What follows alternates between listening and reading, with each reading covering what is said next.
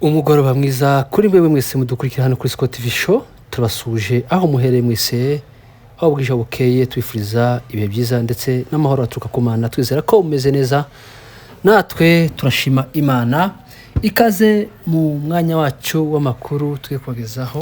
Turaza kuyahera n'ubundi mu Minembwe, tubabwira ko abaturage biriwe ndetse hirya no hino mu nkengero zaho, tubabwira ko byifashe ndetse n'indondo ya Bijombo, tubabwira ko amakuru bimeze ndetse na Uvira, tubabwire uko umuganda wagenze, tubabwire n'uburyo amato ya n'undi y'ingabo z'u Burundi yasenywe yakubiswe n'ingabo za M23.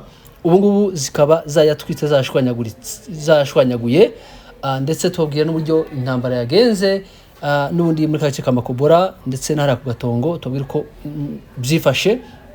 Na President wa Venezuela tubabwire uko bimeze, yafashwe n'umugore wiwe, aho leta y'Uburundi Amerika yagabye ibitero kuri Venezuela ikaza kurangira n'ubundi president afashwe. Bikaba bivugwa ko agiye kuzaburanishwa n'ubundi muri Amerika. Rero ngango ko bimeze, gatubwire Minembwe uyu munsi biriwe neza, barashima Imana, bameze neza. Aharejo isoko yagenze neza, yitabiriwe n'abaturage benshi cyane, abaturage benshi kabisa bari buzuye iro soko ya gatanu hari mu Minembwe. Yahuriyeho n'abamoko yose agize ho plateau, harimo ababembe, harimo abapfurero, harimo abanyamurenge, abanyintu ndetse n'abandi batandukanye n'abashi. Rero ikaba isoko yarimo ibintu byinshi cyane, ikaba yarimo ibicuruzwa, harimo amasukari, imyunyu, ndetse n'amasabune, amavuta n'imyumbati n'ibindi bitandukanye, ibijumba by'ingozi n'imboga rwatsi n'ibintoryi, imineke n'ibindi bitandukanye. Rero abaturage bakomeje kwishimira amahoro akomeje kuba muri Minembwe ndetse no mu nkengero zaho ho plateau yose muri rusange, kandi bakaba bishimiye uburyo barangije umwaka neza, bakaba bakomeje kwishimira uburyo n'amasoko akomeje kurema kandi hakabamo ibicuruzwa byinshi bitandukanye. Nuko byari bimeze kera, babonaga isoko yaremaga n'abantu bakeya cyane kandi akaza ibintu bikeya kandi bikaba bifite n'ibiciro biri hejuru. Ariko ubu ngubu ibiciro byamaze kugira gute kugabanuka, ubu ngubu bikaba byifashe neza muri rusange. Abaturage ibyo bashaka byose barabibona, ibyo bifuza kugura barabibona, kuko ibiciro byamaze kugabanuka kandi birahari byinshi cyane. Uhereye n'undi isoko ya gatanu ko Minembwe, ukagenda mu isoko ya Mikenke ndetse n'isoko ya Gipupu ndetse n'isoko ya Kazirimwe yahariye mu Mitamba, isoko usanga abantu buzuye nka kera. Abibuka isoko ya kera yo mu Kane ko kuri Hwewe, ubu buryo yabaga yuzuye cyangwa iposho ryo kwantabe uburyo yabaga yuzuye, ni nako ubungu bitangiye kumera. Abaturage batangiye kuba benshi cyane mu masoko, ukabona ibintu birashimishije cyane kandi ukabona barakeye bameze neza. Nubwo amafaranga abuze, ariko ibicuruzwa navyo birahari muri rusange, ariko n'amafaranga azagenda aboneka muri rusange. Rero umukuriye societe civile hara mu Minembwe yagiye avuga uburyo ibiciro bihagaze hariya n'ubundi mu Minembwe uko bimeze. Ariko rero byagiye bihanuka. Isabune uyu munsi yaguze 15,000, litije birimo amasabune 5. Isukari niyo abasaza bakunze kunywa cyane yageze ku 20,000, yari igeze mu 60,000. Urumva intambwe ko ziraterwa. Utundi tuntu duto amavuta nayo yageze ku 20,000. Isabune ya Nyota yageze ku 5,000. Turizera ko mu cyumweru gitaha bizaba byagabanutse, kandi cyane kitwizeza nuko abacuruzi, abashi, abapfurero, abantu bari kuva hano bakagenda bakika Uvira bakigurira ibintu byabo bakabizamukana. Rero ubwanje nabonanye nabo abatuye hano muri Madebu bavuye Uvira kwigurira ibintu byabo bakabiza. Mukomereza aho n'umugambi mwiza wo kugarurira akarere amahoro no kugira ngo tubeho nk'abandi bose. Abaturage batangiye gutahuka, ahubwo n'abari baraheze barabuze inzira, batangiye kuza batugezeho. Twababonye inzira abanyabagendwa nta matagisi ari ku Kirungwa, ngo bagiraga amabariyeri nimba ari 10 nangahe n'amatelefone ngo yarishuraga telefone mu mufuko kano gato ibihumbi 5 umundi ibihumbi 70 ubwo bantu ko baragenda mu mudendezo ubwo rero ngaye nguko uko bimeze umukuru wa societe civile wara nundi mu Minembwe aho yavuze uburyo amasukari yakomeje kugabanuka ibiciro ndetse isukari yaguraga 60 ungu bikaba bigeze ku 200 ari sabune ari ibindi bitandukanye urumva ko ibintu bikomeje kugenda neza muri rusange hariya mu Minembwe rero ngaye uko bimeze ara Minembwe Rugezi abaturage bameze neza muri rusange ndetse nandi atandukanye Mikenke Rwisankuku aho hose abarwanashaka bahagaze neza abaturage ba Mikenke bimeze neza bafite amahoro yose nubwo ibo bagifite ikibazo ca drone kikomeza kugenda kigaruka umunsi ku munsi ariko nacyo kiri gushakirwa umuti byihuse kubera ko nubundi aricyo gihangakishije umutekano wa Mikenke ndetse na Rugezi ndetse na rimwe Minembwe ariko kugeza ubu ngubu umutekano wacahagaze neza muri rusange ndetse ubu ngubu abaturage bava mu Gipupu bakaza mu Mikenke abava mu Mikenke bakaja mu Gipupu abava mu Gipupu bakaja mu Minembwe ndetse abandi bakaja ku Ndonda Bijombo urumva ko ibintu bihagaze neza muri rusange amahoro ni yose kandi abaturage bose amoko yose akomeje kwiyunga agakorera hamwe akishimana bakaganira bakishimana bakasuzanya bafite urukumbuzi rwinshi cyane rero ubu ngubu hirya no hino byifashe neza umwanzi asiye kuri 0 n'undi na Bibogogo na kuri na Baraka ariko ahandi hose ho plateau yose umutekano wifashe neza muri rusange muri Bijombo umutekano ni wose nabo bakomeje gushima Imana ko yakomeje kubarinda ikabaha n'ubundi ikabaha umutekano amadubu akabacunga umutekano umunsi ku munsi ari amarango yose ibice byose bitandukanye byo ku Ndonda Bijombo iramihana yose ikabicunzwe natwirwaneho M23 kandi bikaba bimeze neza muri rusange umuturage atembera uko ashaka umuturage aje aho ashaka umuturage ahingira aho ashaka umuturage aragira aho ashaka kuko amahoro ni yose muri ho plateau ndetse muri Ndonda Bijombo muri rusange mwabonye umwaka bawurangiriza amadubu warangiza mu Bijombo ndetse uyu munsi aho twabonye n'aka video abaturage batangiye kuja kuragirira nundi za Kagogo aho mushiki wacu Fani yamaze kuzamuka akagera n'ubundi hariya mu bice bya nundi bya Kagogo urumva ko abaturage bamaze kugenda baragira kuko mu Kagogo nta wahageraga mu Kagogo nta muturage wahageraga nta waharagiraga ariko ubu ngubu abaturage bakaba baratangiye kugenda baragira inka ndetse bagenda mu matongo yabo bagenda bareba uko byifashe rero ubu ngubu mu Kagogo abaturage bameze neza mushiki wacu rero Fani ngubu akaba ariho yarageze yerekana uko byifashe mu Karango ko mu Kagogo kandi muri Kadezi hanyuma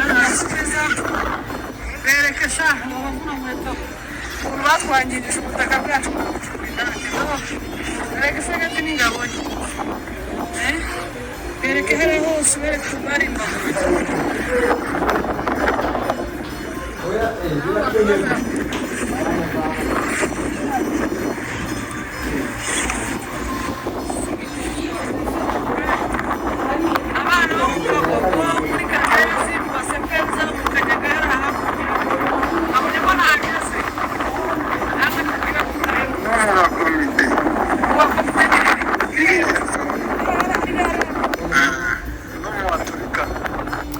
ngaye uko bimeze aho mushiki wacu Fani yagendaga yerekana uburyo mu Kagogo abaturage bameze nuko byifashe hirya no hino rero mu Rurambo naho byifashe neza nta kibazo ibintu bihagaze neza muri Uvira ubu ngubu umutekano ni wose uyu munsi bakoze icyo bita umuganda cyangwa sarongo yo gukora amasuku hirya no hino mu makartier atuwe n'abaturage bari hara muri Uvira amakati yose umuganda wagenze neza nta kibazo bungubu muri Uvira rero intambara uyu munsi yabaye muri Makobola ndetse n'uri misozi hanamiye Uvira za Gatongo ariko M23 iza kwirukana umwanzi arahunga n'ubundi amaze guhunga niko n'ubundi ingabo z'u Burundi zamaze kohereza ramforo z'amato ya gisirikare niko n'ubundi M23 kuzirasa zirashwanyagurika zose zika mu mazi ingabo z'u Burundi zari zaje gutanga raporo ku ngabo zabo z'u Burundi ndetse na FARDC n'abazarendo, ariko ingabo za M23 zikaza kugira gute kubarasaho umuriro. Rero amato y'u Burundi bakaba yarashwe kandi bakaba bahaye gasopu mu buryo bukomeye cyane. Reka twambuke hakurya y'ibiyaga bigari. Umunyamabanga wa Leta Zunze Ubumwe za Amerika ushinzwe ububanyi n'amahanga Marco Rubio yatangaje ko Perezida Maduro wa Venezuela azaburanishwa muri Amerika. Ni nyuma y'amasaha make Trump atangaje ko uyu mukuru w'igihugu yafashwe n'ingabo za Amerika. Vice Perezida wa Venezuela Delcy Rodriguez yavuze ko kugeza ubu abatazi aho Amerika ijyanye Perezida Maduro n'umugore wiwe Cecilia Flora. Ubu ngubu uyu perezida bije nyuma yaho hakozwe operasiyo ikomeye cyane y'abakomando aho bagabye ibitero muri Venezuela. Leta n'ubundi uyu perezida Trump aho yashize itangazo hanze avuga ko yagabye ibitero simusiga mu gihugu cya Venezuela. Rero nibwo bahise barasa ibisasu muri kapitale, bikaza n'ubundi kurangira uyu perezida wa Venezuela ashizwe cyangwa afashwe hamwe n'umugore wiwe. Ubu ngubu bikaba bitaramenyekana aho aherereye, ariko vice perezida niwe wavuze ko n'ubundi yafashwe. Rero amakuru akomeje n'ubundi gukwirakwira ku rwego mpuzamahanga, arimo gutungura benshi avuga ko habaye operasiyo idasanzwe ya gisirikare yakozwe na Leta Zunze Ubumwe za Amerika, aho abayobozi b'iki gihugu batangaje ko itsinda ry'abakomando kabuhariwe ba Delta Force yinjiye mu murwa mukuru wa Venezuela Caracas, rigafata Perezida Nicolas Maduro n'umugore we Cecilia Flores, rikabakura muri ico gihugu rikinjira mu ndege ya gisirikare. Aya makuru yatangajwe mu mvugo irimo ubwitonzi n'ubwirinzi bukomeye, agaragaza ko iyo operasiyo yaba yateguwe ikanashirwa mu bikorwa mu ibanga rikomeye mu rwego rwo gufata umukuru w'igihugu cya Venezuela. Ibi byabaye mu gihe umubano wa diplomasi hagati ya Amerika ndetse na Venezuela wari umaze igihe warazambye, ndetse n'umutekano wo mu karere ukomeje kugibwaho impaka. Mu rundi ruhande, Marco Rubio, umwe mu banyapolitike bakomeye muri Leta Zunze Ubumwe za Amerika, yatangaje ko mu gihe ayo makuru yaba yemejwe burundu, Perezida Nicolas Maduro ashobora kuburanishwa imbere y'inkiko zo muri Amerika ku byaha akekwaho birimo ihohoterwa ry'uburenganzira bwa muntu n'ibindi byaha mpuzamahanga byagiye bivugwa mu bihe byashize. Nubwo ayo makuru yakomeje kwigizwaho kwigwizaho ibiganiro mu bitangazamakuru mpuzamahanga no ku mbuga nkoranyambaga, haracyariho urujijo n'impaka kuri kwabyo. Rero ubuyobozi bwa Venezuela bwahakanye byimazeyo ayo makuru, ariko bwemeza ko butazi aho perezida wabo aherereye. Ibintu byakomeje kongera urujijo no gukurura impungenge. Ibi byateje impaka n'amatsiko ku isi yose, aho benshi bibaza ingaruka z'iki gikorwa ku mutekano w'akarere ka Amerika y'Epfo, ku mibanire mpuzamahanga ndetse no ku hazaza h'ubutegetsi bwa Venezuela, mu gihe n'ubundi hakomeje gutegerezwa ibisobanuro birambuye n'itangazo ryemewe ku mpande zombi. Isi ihanze amaso Caracas ni Washington, aho ibyemezo bizafatwa bishobora kugira ingaruka zikomeye ku mateka y'akarere n'imibanire mpuzamahanga muri rusange. Hagati aho, abategetsi b'ibihugu bimwe byo muri Amerika y'Epfo batangiye kwamagana Amerika, bayishinja gukora igikorwa kinyuranyije n'amategeko mpuzamahanga, bavuga ko Venezuela ari igihugu kigenga kandi ko ibikorwa nk'ibi bishobora gukurura umwuka mubi n'umutekano muke mu karere. Ngaho nguko uko byifashe muri Venezuela, aho uyu mukuru wabo yafashwe n'abakomanda kabuhariwe bakomeye. Rero Sylvain Ekenge wari umuvugizi w'igisirikare cya Leta ya Congo cyangwa Iharanira Demokarasi ya Congo, ubu ngubu biravugwa ko yamaze gufungwa, akaba yatawe muri yombi, akaba yafungiwe muri gereza ya Ndolo ya gisirikare. Ni gereza, ni prison cyangwa ni prison militaire y'Indoro, niho yamaze gufungirwa, niho yamaze kugera. ubu ngubu akaba agiye gukurikiranwaho ibyaha azashinjwa na leta ya Kinshasa. Ubu ngubu turamenya ibyo bamushinja cyane byavuye ku magambo yavuze y'urwango y'amacakubiri, ubwo yavugaga ko gushaka umututsi ari akaga ndetse bagomba kugendera kure no gushaka umugore umututsi. Ubu ngubu rero ibyo bamushinja tuzababwira ubutaha, ariko ubu ngubu yamaze kugera muri prison ya Ndoro aho agiye kubazwa byinshi cyane. Umva abagenerale bamaze kugera muri 10 n'abangaye bamaze gufungwa na leta Kinshasa, urumva ko igenda ikuramo umwe. Nizo rero gukorera leta Kinshasa ni umusaruro wabo. M23 nawe yamaze gushira itangazo ko Maduro yafashwe na leta zunze ubumwe za Amerika.